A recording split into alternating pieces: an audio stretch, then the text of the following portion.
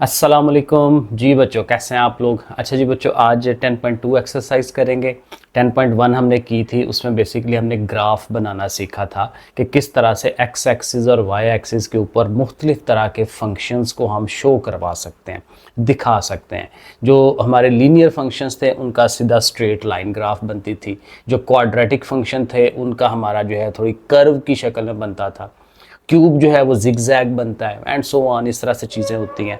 अब उसी को थोड़ा सा फर्दर आगे लेके चलना है। अब देखें क्वेश्चन नंबर 1 है यहाँ पे, प्लॉट द ग्राफ। अब यहाँ पे भी ज़ाहिर है ग्राफ ही बनाना है। Of y is equal to 2x square minus 4x plus 3। अब ये देखें, ये क्वाड्रेटिक इक्वेशन है। क्वाड्रेटिक कौन सी वाली थी? जिसमें x की पावर हाईएस्ट जो है ज़्यादा से ज़्यादा वो 2 होती है। ठीक है, ज़्यादा से ज़्यादा 2 है, तो ये क्वाड्रेटिक है। तो क्वाड्रेटिक को जब ग्राफ करना है तो ये कर्व की शक्ल होनी है, सीधी लाइन नहीं होनी। ठीक है, तो ये याद रखिएगा। फ्रॉम -1 to 3, अब ये भी उसने बता दिया कि कहाँ से लेके कहाँ तक आपने ग्राफ करना है, यानी आपकी आसानी होगी कि x की वैल्यूज़ जो हैं वो आपने कौन सी लेनी है। -1, 0, 1, 2, 3। ठीक है, -1 से लेके 3 तक।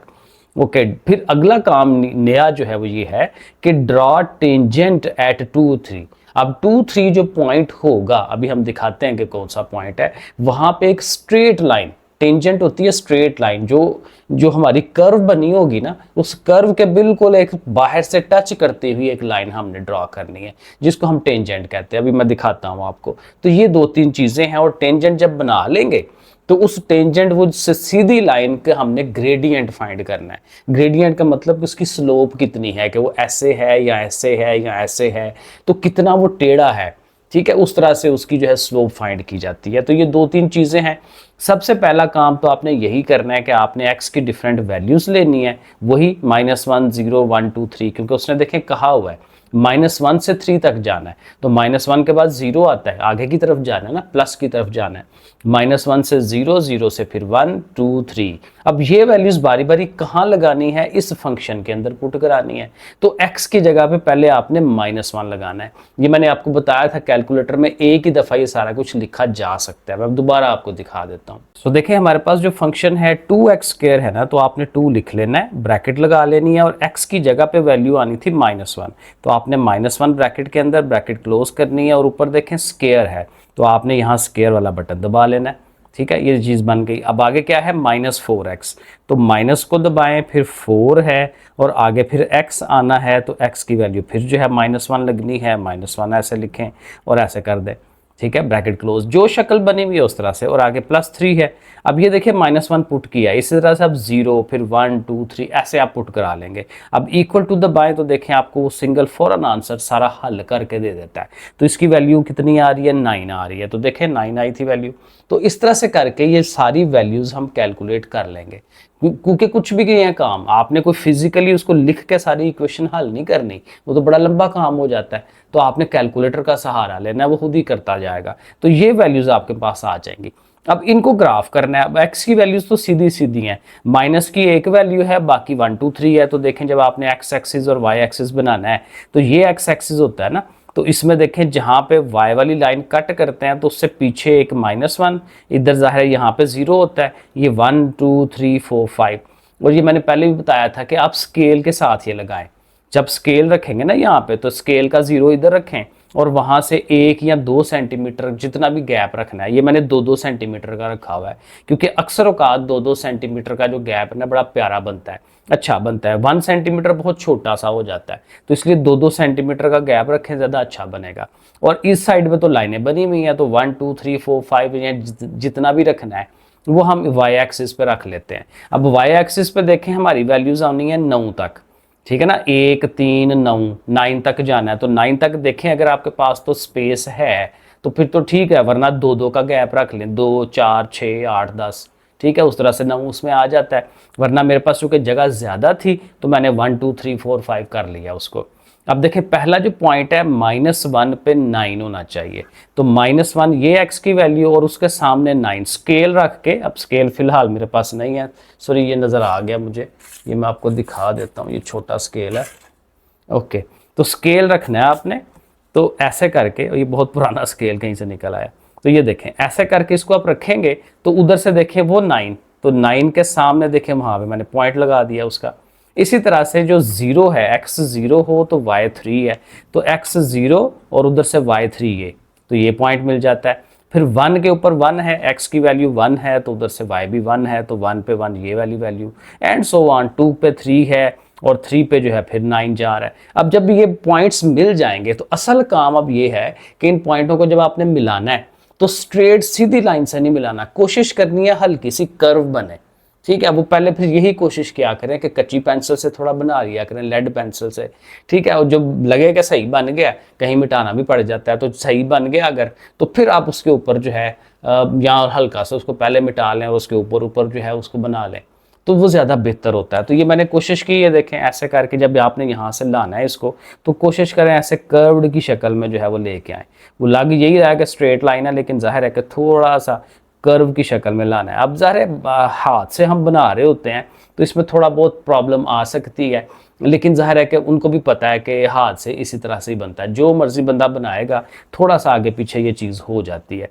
तो इस तरह से लाते लाते इधर से ला के तो फिर आपने ऊपर की तरफ ले जाना है, ठीक हो गया। अब ये तो हो गया ग्राफ।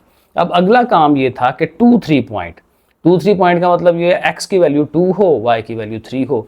अब x की वैल्यू 2 इधर से आती है, y की वैल्यू 3 ये आती है, यानी ये वाला पॉइंट इधर आपने टेंजेंट ड्रॉ करनी है।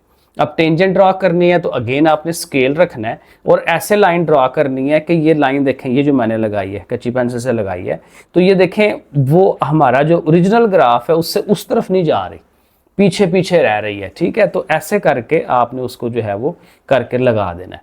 लेकिन यहाँ पे भी थोड़ी सी ट्रिक यूज करनी है। अब इसका आंसर देखेंगे ना पीछे ग्रेडियंट का या स्लोप का, तो वो आंसर उसने 4 निकाला हुआ है। 4 आंसर कैसे आता है? ग्रेडियंट का फार्मूला आपने याद रखना है, मे भी पीछे भी हमने किया था किसी जगह पे।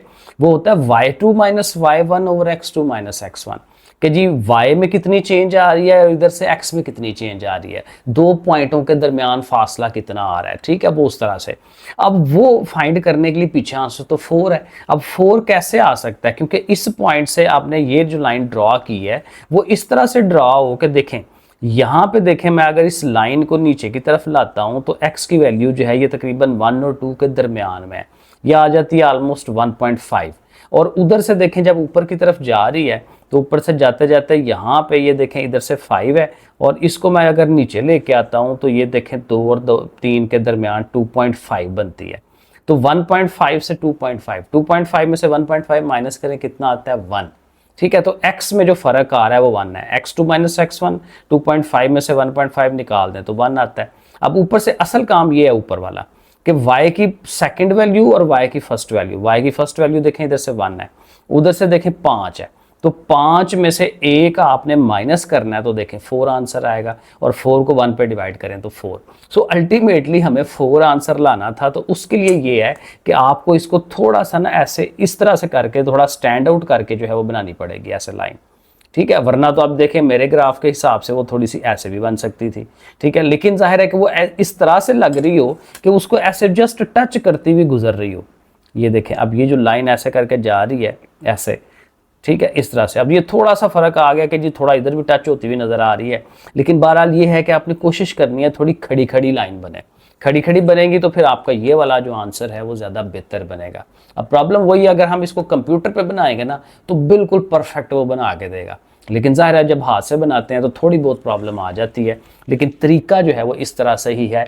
एक और काम हो सकता है कि अगर ग्राफ पेपर आपको मिल जाए तो उस पर भी शायद थोड़ी सी बेहतर बन जाए, लेकिन पेपर में इतना टाइम नहीं होता कि कोई ग्राफ पेपर दे और वहाँ से करें, इसी पेज के ऊपर ही सबने करना होता है।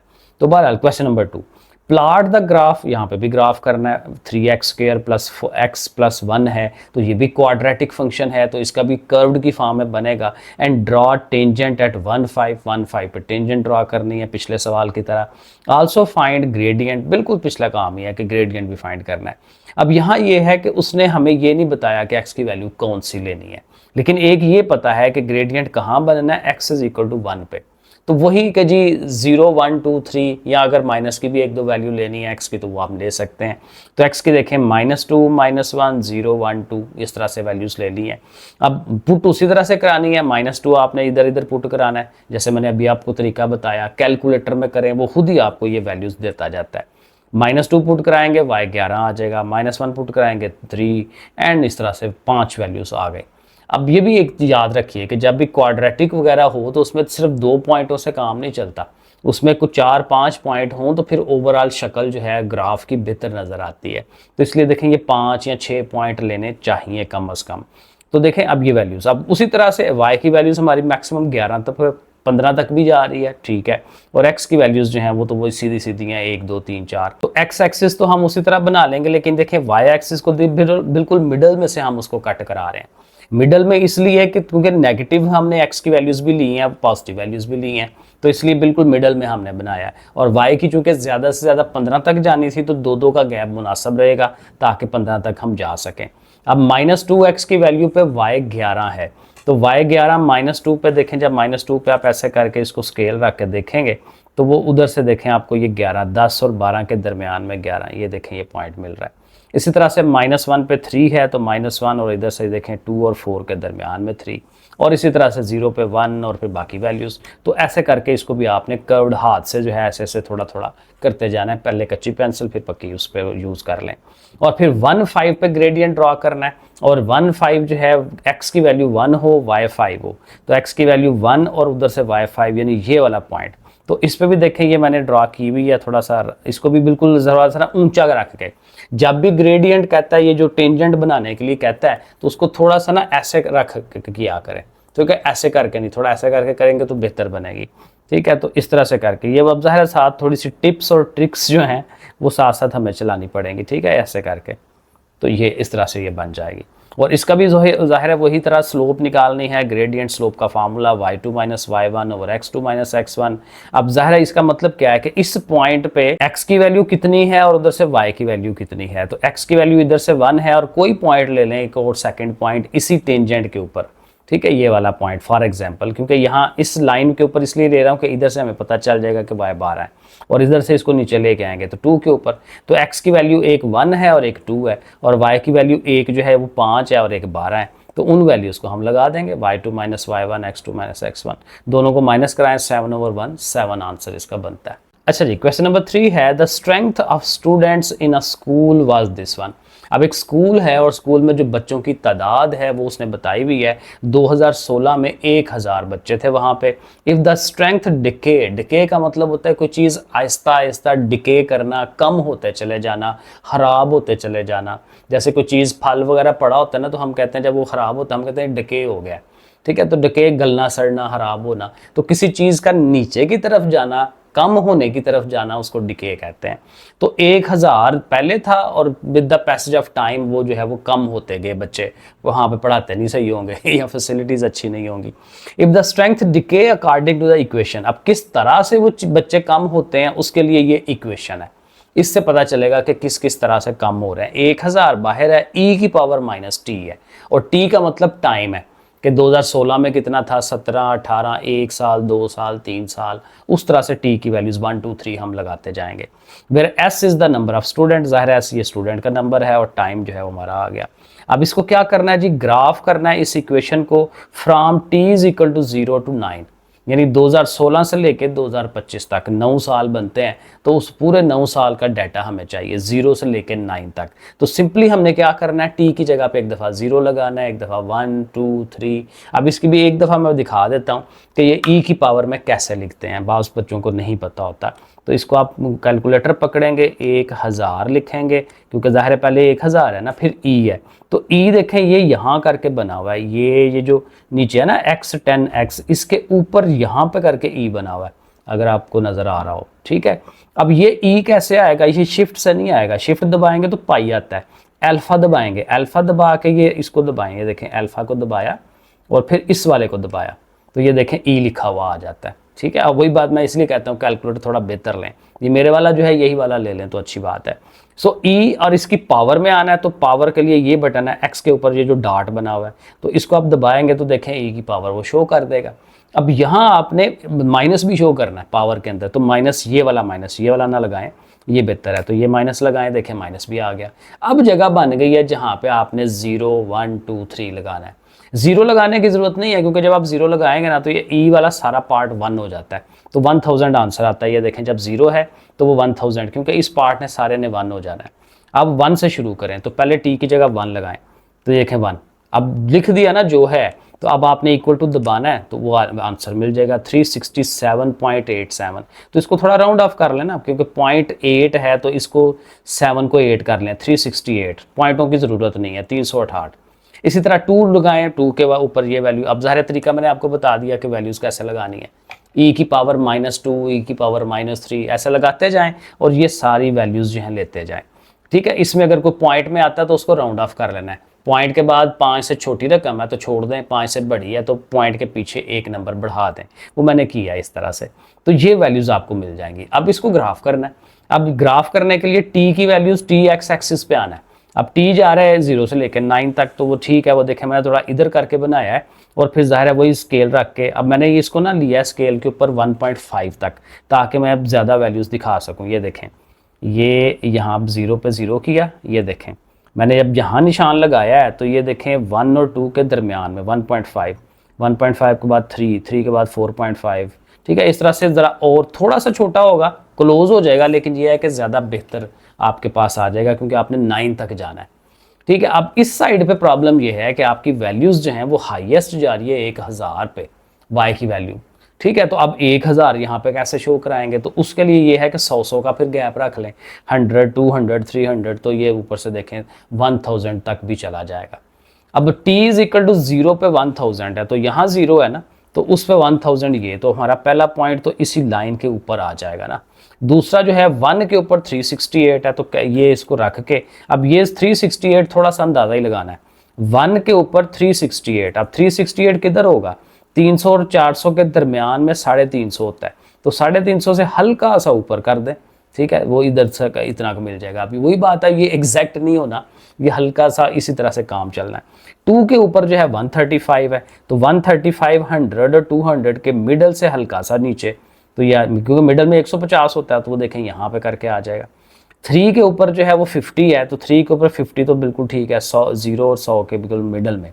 ठीक है, इसी तरह से 4 के ऊपर 18 है। अब देखें आगे वो कम होती जा रही हैं वैल्यूज़, 18, 7, 2, 0.9, 0.3, 0.1। ठीक है, अब ये बिल्कुल एक्स एक्सिस के साथ जुड़ते जाएंगे, तो अगली वैल्यूज़ हल्का हल्का नीचे लेते जाएं, हल्का हल्का नीचे लेते जाएं। ठीक है, तो इस तरह से, और फिर उसके बाद फिर आपने इसको जो है वो मिलाना शुरू कर देना, थोड़ा कर्व्ड की फॉर्म में ऐसे ऐसे लेते जाएँ। ठीक है, इस तरह से लेके आएँ, फिर इधर से जो है इस तरफ को लेते आना है।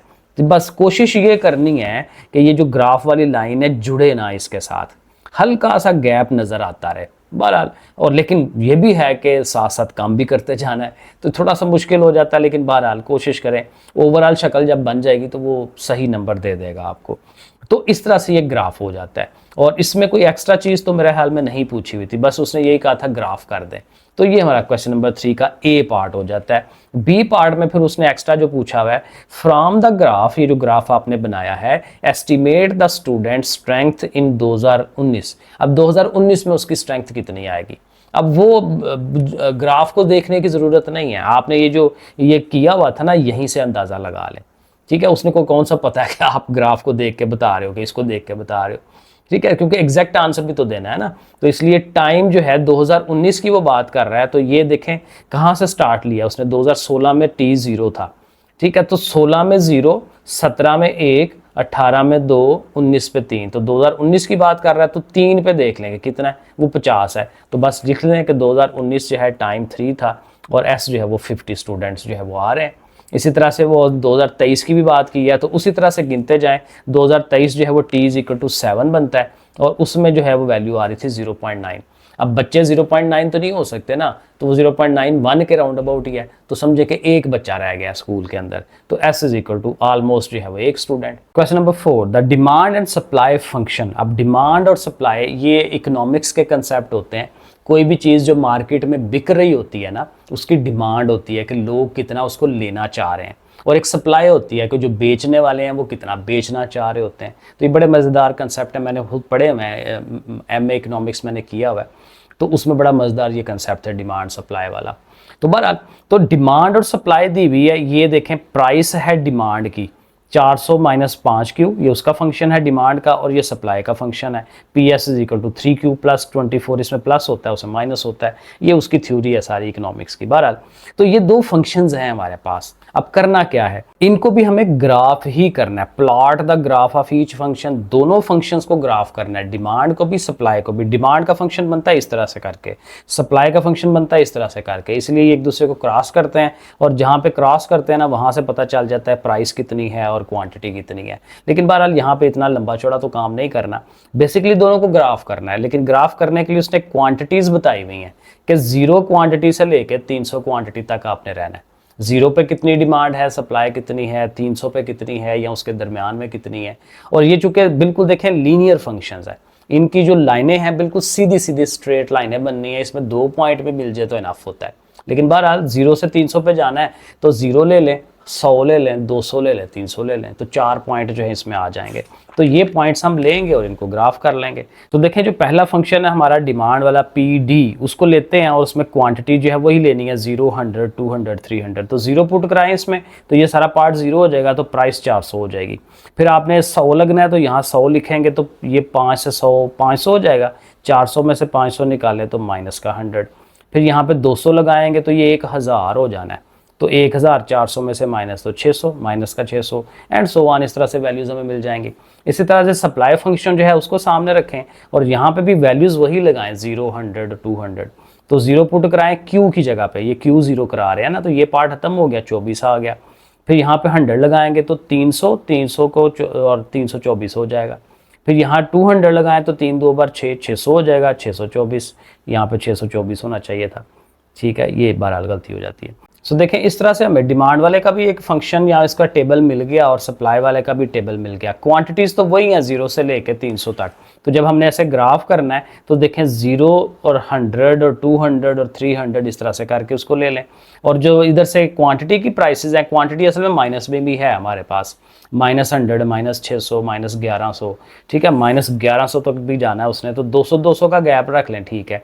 तो जितना गैप इधर रखा है उतना ही ऊपर की तरफ भी तो रखना है, तो 200 इधर को भी रख लेते हैं। अब इस तरह से ग्राफ करेंगे। पहले आप किसी एक को ले लें, पहले इसको ले लें। 0 पे 400 है, तो 0 इधर से 0 और उधर से 400 ये आ रहा है, तो देखें ये वाला पॉइंट। अगला है 100 पे -100, 100 और इधर से -100, क्योंकि ये देखें ये आ रहा है ना, ये 200 तक तो ये आता है, तो इधर होगा -100। तो ऐसे करके देखें ये पॉइंट मिल जाएगा। इसी तरह से 200 पे -600 है, तो 200 पे इधर से -600 एंड सो ऑन। तो फिर इसको आप सीधा सीधा एक फुट्टे के साथ मिला दें तो ये आपका डिमांड फंक्शन बनता है, प्राइस ऑफ डिमांड फंक्शन वो जाए उस तरह से। और सप्लाई वाले पे अगर आएंगे तो 0 पे 24 है, तो 0 इधर से और 24 देखें थोड़ा सा ऊपर, क्योंकि ज़ाहिर ये 200 तक जाना है, तो थोड़ा सा ऊपर दिखा दें उसको। 100 पे 324 है, तो 324 जो है ये तकरीबन 200 और 400 के दरमियान 300 है, तो उससे हल्का सा ऊपर, तो हल्का सा ऊपर रख के और इधर से 100 को मिलाएं तो देखें ये पॉइंट बनता है एंड सो ऑन। तो इसको भी ऐसे करके मिला दें, तो इस तरह से हमारा ये डिमांड और सप्लाई फंक्शन जो है वो ग्राफ हो जाता है, ठीक है जी, ये इस तरह से। क्वेश्चन नंबर 5, शाहिद सैलरी, अब शाहिद की सैलरी है, तनहा उसको मिल रही है इन रुपीज़ में मिल रही है, is based on the following formula, इस फार्मूले के हिसाब से उसको मिलती है। अब देखिए फार्मूले को थोड़ा सा गौर करें ना, बड़ा ईजी है। 45,000 फिक्स है ये, क्योंकि इसके साथ कोई एक्स नहीं है, यानी उसको हर महीने 45,000 मिलना ही मिलना है। साथ ये 4500 के साथ एक्स है, और एक्स मेरे ख्याल में यहाँ पे क्या है, टाइम है, साल है, कि कितने साल उसको गुजरेंगे। फॉर एग्जांपल 1 साल जब गुजर जाएगा ना, तो 1 साल जब गुजरने के बाद उसमें ये इजाफा होगा, क्योंकि ये वहाँ 1 आएगा, 45 × 1 4500, तो 4500 रुपये हर साल उसकी सैलरी में इंक्रीज होते जाएंगे। तो इस तरह से करके ये फंक्शन हमें बता रहा है। तो करना क्या है, इसको भी ग्राफ करना है और उसकी थोड़ी सी इंटरप्रिटेशन बतानी है कि इसका ग्राफ हमें क्या बता रहा है। और ग्राफ बनाने के लिए जो x की वैल्यूज़ हैं वो कह रहा है 0 से लेके 5 तक लेनी है, क्योंकि वो कह रहा है x is greater than and equal to, क्योंकि ये ग्रेटर दैन का सिंबल और साथ ही जो नीचे लाइन होती है वो इक्वल टू भी बताती है कि 0 को भी शामिल करना है, 0 से लेके इस तरह 5 तक भी 5 को भी शामिल करना है। तो 0 से 5 तक, तो फिर ज़ाहिर है x की वैल्यूज़ आप 0 से लेके 5 तक लिख लेंगे। अब उसके अगेंस्ट सैलरी कितनी है, देखें जब x 0 होगा इस फंक्शन में तो ये पार्ट खत्म हो जाएगा, तो 45,000 आएगा सैलरी। जब x की जगह 1 आना है तो 4500, 1 जार 4500, 4500 इसमें ऐड हो जाएगा, तो ये 4950 आ जाएगा 500। और जब आपने 2 लगाना है तो 2 से ज़रब देंगे, ये 9000, 9000 4500 में 5400, 54000 एंड सो ऑन, वो वैल्यूज़ आपके पास आ जाएंगी।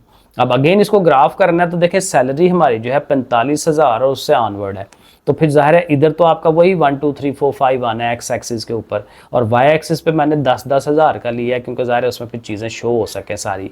अब एक्स जीरो पे हमारी सैलरी जो है 45,000 है, तो जीरो से ऊपर की तरफ जाएंगे तो यहाँ ये जो 4500, क्योंकि 40,000 और 50,000 के दरमियान में होगा, तो यहाँ पर वैल्यू लगा देंगे उसका जो फर्स्ट पॉइंट है, और 1 के ऊपर 49,500 है, तो इधर से 1 और उधर से 50,000 से हल्का सा नीचे, क्योंकि ज़ाहिर है 49,500 है तो सिर्फ 500 ही कम है, तो इधर करके 2 के ऊपर जो है वो बन रही है 5400, तो 2 इधर से 5400, ये दरमियान में 55 होगा ना, तो हल्का सा नीचे करके तो उसको जो है वो आपने मिला देना है एंड सो ऑन, फिर वो बढ़ाते चले जाएं और इसको फिर स्केल के साथ जो है वो मिला दे, उसको एक स्ट्रेट सीधी लाइन बना दे। अब ये जो स्ट्रेट सीधी लाइन देखें आहिस्ता आहिस्ता ऊंची जा रही है, तो ये एक तो ये कि सीधी लाइन है, सीधी लाइन को हम कहते हैं लीनियर फंक्शन। तो जब इंटरप्रिटेशन की 1-2 लाइन हमने लिखनी है तो हमने कहना जी ये एक लीनियर फंक्शन बन रहा है, उसकी सैलरी लीनियरली इंक्रीज हो रही है और जो है वो इस तरह से कहाँ से स्टार्ट ले रही है किधर को जा रही है, वो हमने उसको 1-2 लाइन लिख देनी है। तो ये देखें लाइन लिखी हुई है, Shahid salary increases linearly, linearly बढ़ती है और हर साल उसकी सैलरी में कितना इजाफा होता है 4500 रुपये का, and every year it increases by 4500 rupees. तो ये 2 लाइनें इसकी इंटरप्रिटेशन की हमें लिखनी है। क्वेश्चन नंबर 6 है company manufacture school bag, company जो है स्कूल के बैग्स बनाती है और उसका जो कास्ट फंक्शन है वो उसने बताया हुआ है। कास्ट फंक्शन का उसका खर्चा कितना आता है, बैग बनाने का जो खर्चा है वो कितना है, वो ये उसने एक रिलेशन बनाया हुआ है 1200 + 20x, 1200 फिक्स है, ये खर्चा आना ही आना है। और x का मतलब ये है कि कितने बैग आप बनाएंगे, ज़्यादा बैग बनाएंगे, ये मसलन 20 बैग बना देते हैं तो ये 400 हो जाता है, 30 बैग बनाते हैं तो ये 600 हो जाता है। जितने ज़्यादा बैग बनाएंगे अपना आपका जो खर्चा है वो बढ़ता जाना है। इसको हम कहते हैं वेरिएबल कास्ट, ये इकोनॉमिक्स के टर्म्स हैं, यहाँ ज़रूरी नहीं है वैसे बता रहा हूँ, ये फिक्स्ड कास्ट है, ठीक है। तो फिक्स्ड और वेरिएबल को इकट्ठा करें तो टोटल कास्ट बनती है। तो बहरहाल ये उसका खर्चे का फंक्शन है, और ये खर्चे का फंक्शन किस पर डिपेंड कर रहा है, एक्स पे, और एक्स यानी कि जो कितने आप बैग बना रहे हैं 1 2 3 4 उस हिसाब से। तो कहता है कि ये है एंड द रेवेन्यू, और ये तो कास्ट हो गया ना, एक रेवेन्यू फंक्शन भी है। रेवेन्यू होता है कि हमें चीज़ को बेच के पैसे कितने इकट्ठे होंगे, तो वो ये इस तरह से है 50 × x, कि हर बैग जो है यहाँ x, एक बैग आप बेचेंगे तो 50 एक बार 50 यानी आपको 50 रुपये मिलेंगे, यानी हर बैग हम 50-50 का बेच रहे होंगे, 2 होगा तो 100 हो जाएगा एंड सो ऑन। तो इस तरह से ये रेवेन्यू मिल जाता है। अब करना क्या है, इसमें 2-3 बड़ी मज़ेदार चीज़ें हैं। पहले कहता है find the break even point. अब ज़ाहिर थोड़ी सी इकोनॉमिक्स पढ़नी पड़ेगी। ब्रेक इवन बहुत आसान है। ब्रेक इवन पॉइंट ये है कि आप क्योंकि आप चीज़ें बना रहे हैं, आप फैक्ट्री के मालिक हैं, आपने सोचना है कि मुझे चीज़ बनानी भी चाहिए कि नहीं, ताकि वही ना नुकसान में थोड़ी जाना है। तो हमने कम से कम उतनी चीज़ बनानी है कि हमारा खर्चा पूरा हो जाए, इसको हम कहते हैं ब्रेक इवन पॉइंट। तो खर्चा कब पूरा होगा, जब आपका रेवेन्यू और कॉस्ट बराबर हो जाती है, यानी आप जो चीज़ बनाने पे जो खर्चा आ रहा है और चीज़ को बेचने से जो पैसे आ रहे हैं दोनों बराबर हो जाएं, इसको ब्रेक इवन कहते हैं। तो ब्रेक इवन में कास्ट और रेवेन्यू बराबर हो जाएंगे, तो कास्ट फंक्शन को लिखें, रेवेन्यू फंक्शन को लिखें और दोनों को बराबर रखें। जब बराबर रखेंगे तो ये साइड पर ये साइड भी आपस में बराबर हो जाएगी। तो ठीक है, देखिए बिल्कुल सिंपल सा काम है, दोनों को बराबर रख लिया। अब इसमें ये होगा कि 20x को उठा के इधर ले आए, इधर आके उसने माइनस हो जाना है, 1200 उधर ही है, और दोनों माइनस करेंगे तो 30 और 30 जाके उधर डिवाइड करेगा तो देखें 40। हमें पता चल गया कि हम जब अगर 40 बैग बनाएंगे और उनको बेचेंगे तो उस टाइम खर्चा भी हमारा उतना ही हो रहा होगा, और उस टाइम जो हमें रेवेन्यू मिल रहा है, जो पैसे वापस आ रहे हैं वो भी उतना ही है। तो असल में ये वो पॉइंट होता है कि जिस पे जो हमारा मालिक जो है वो फर्म का वो कहता है चलो कोई बात नहीं, हम खर्चा करते जाते हैं, कभी मुनाफा भी होगा ना। वैसे इसमें मुनाफा वो हल्का सा शामिल कर लेता है, इतना नुकसान नहीं वो उठाता। तो बहरहाल ये इकोनॉमिक्स की डिटेल में चले जाते हैं। तो कहता है कि 40 बैग जो हैं प्रोड्यूस करने चाहिए ताकि कास्ट और रेवेन्यू जो है वो बराबर हो जाएं। अब बी पॉइंट में उसने कहा हुआ था डिटरमाइन द प्रॉफिट और loss when 250 bags are sold. अब 40 बैग पे तो हम ब्रेक इवन पे थे ना, लेकिन कहते हैं अगर हम बहुत ज़्यादा बैग बना रहे हैं, 250 बैग बना रहे हैं, तो उस टाइम प्रॉफिट या नुकसान, ज़ाहिर है प्रॉफिट ही होना है क्योंकि ज़्यादा बैग बनाए हैं, तो वो प्रॉफिट कितना हुआ वो बताएं। तो वो भी बड़ा इजी है। देखें x जो है उसकी वैल्यू हमें पता चल गई 250 है, उस x की वैल्यू को कास्ट वाले फंक्शन के अंदर पुट कराएं तो हमें पता चल जाएगा हमारा खर्चा कितना है। तो 250 को 20 से ज़रब दें कैलकुलेटर में, 5000 में ये 1200 जमा करें, 6200, 6200 हमारा खर्चा आ रहा है कितने बैग बनाने में, 250 बैग बनाने में। अब रेवेन्यू वही x की जगह पे भी वहाँ 50 इंटू एक्स की जगह 250 लिखें तो ये 12500 बनता है रेवेन्यू। अब ज़ाहिर है रेवेन्यू में से कास्ट जो हमें पैसे मिले उसमें से जो खर्चा निकाल देंगे तो प्रॉफिट पता चलेगा ना, तो दोनों को माइनस कराएं तो 6300 रुपये हमें प्रॉफिट हुआ है। तो बस ठीक है, बी पार्ट में उसने यही पूछा हुआ था। और सी पार्ट में फिर वो कहता है plot the graph of the both function. अब ये जो दोनों फंक्शन है, कास्ट वाला भी और रेवेन्यू वाला भी, दोनों फंक्शंस को ग्राफ करना है और ग्राफ करके जहां ब्रेक इवन है, जहां पे वो दोनों आपस में बराबर आते हैं, वो भी शो करा दें। तो कोई मसला नहीं है, बिल्कुल है ग्राफ बनाते हुए हम आ रहे हैं। तो x की वैल्यू 0, 10, 20, 30, 40 ली है क्योंकि हमें पता है 40 के ऊपर जाके ब्रेक इवन होना है। तो 40 से थोड़ा पीछे, 40 से थोड़ा आगे वाली वैल्यूज हमें लेनी चाहिए। अच्छा देखिए, रेवेन्यू और कास्ट फंक्शन सामने लिख लिए हैं ताकि पता हो कि हम वैल्यूज क्या पुट करा रहे हैं। तो x की वैल्यू जब 0 पुट कराएंगे तो ज़ाहिर है ये सारा 0 हो जाएगा, रेवेन्यू 0। फिर जब आप 10 पुट कराएंगे तो 50 ज़रब 10 करेंगे तो 500 एंड सो ऑन। तो ये रेवेन्यू फंक्शंस आपको ये वैल्यूज मिल जाएंगे।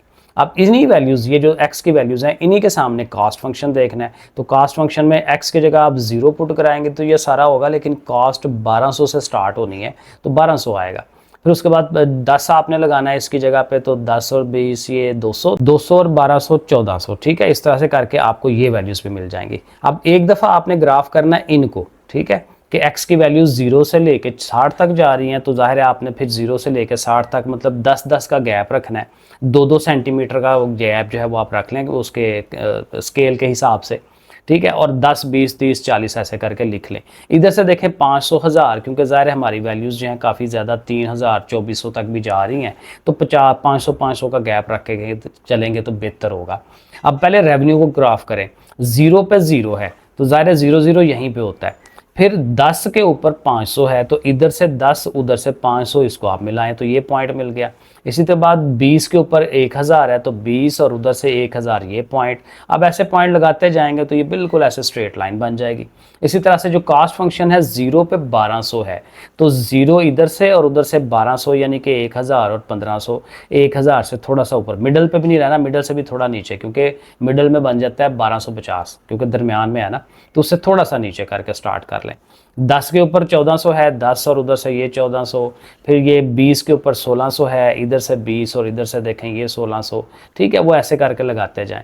अब इसको जब आप स्ट्रेट लाइन ऐसे मिलाएंगे तो ये आएगी, और जहाँ पे ये दोनों मिलते हैं वो ब्रेक इवन है। और ब्रेक इवन हम पहले भी फाइंड आउट कर चुके हैं कि ब्रेक इवन कहाँ पे हुआ था, 40 बैग के ऊपर। तो इधर से 40 और इधर से हमें पता चल रहा है कि उसका रेवेन्यू या कॉस्ट कितनी है, वो 2000 है, यानी 2000 ही रेवेन्यू आया, 2000 ही कास्ट आई, तभी तो वो ब्रेक इवन है।